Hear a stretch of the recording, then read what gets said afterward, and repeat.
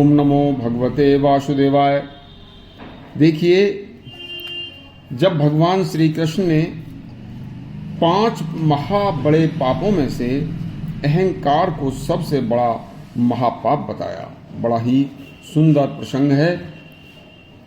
देखो, जब अर्जुन महाभारत का युद्ध समाप्त होने के बाद सब कुछ अच्छा चल रहा था, तब भी वह भगवान श्री कृष्ण से नए नए प्रकार के प्रश्न पूछता रहता था और भगवान श्री कृष्ण भी अब द्वारिका जाना चाहते थे, लेकिन अर्जुन उनका पीछा नहीं छोड़ता था। तब एक दिन अर्जुन ने भगवान श्री कृष्ण से इसी प्रकार उसी श्रृंखला में नए प्रश्नों के साथ एक प्रश्न किया कि हे प्रभु, बहुत से लोग आपको पाने के लिए वनों में फिरते हैं तथा बहुत से लोग पूरे सिर पर जटाएं रखते हैं, बहुत से लोग शरीर पर भस्म लगाए रहते हैं और सन्यासी कहलाते हैं। हे कृपानिधान, आप मेरी शंका का समाधान करें।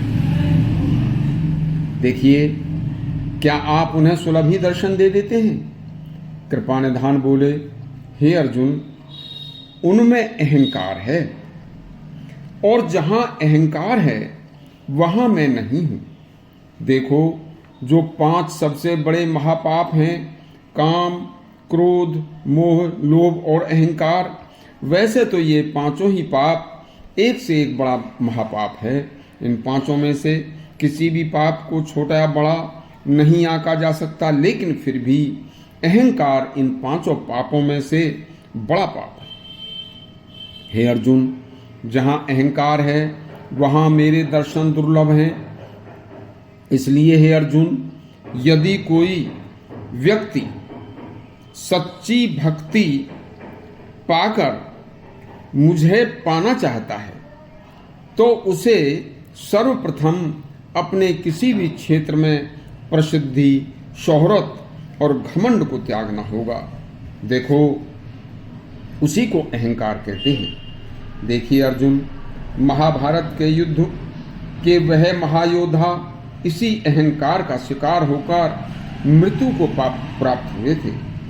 उनमें से बहुत से तो इतने बलवान, धनुर्धर और युद्ध कला में इतने निपुण थे कि उन्हें कोई मार ही नहीं सकता था।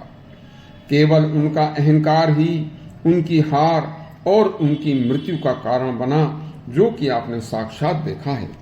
इसलिए इन समस्त सांसारिक सुखों व बातों को त्याग कर निश्चल व निष्काम भाव से भक्ति करने वाले को मैं सुलभ ही प्राप्त हो जाता हूँ। लालच ही तृष्णा है और जब तक तृष्णा रहेगी तब तक मेरी भक्ति हो ही नहीं सकती। इसलिए हे पार्थ, बहुत से मनुष्य सब कुछ त्याग कर भी मुझसे वंचित रह जाते हैं, तथा हे अर्जुन, एक साधारण गृहस्थ भी मुझे पा लेता है। जो साधारण सदगृहस्थ जन मेरे बनाए हुए नियम व कानूनों का सच्चाई से पालन करते हुए मुझे हमेशा हृदय में रखकर सोते जागते अपने गृहस्थ जीवन के सभी दैनिक कार्यों को करते हुए गृहस्थ जीवन को जीते हैं, तथा किसी तरह का अहंकार उनके स्वप्न में भी नहीं आता, उन्हें मैं सुलभ ही प्राप्त हो जाता हूँ।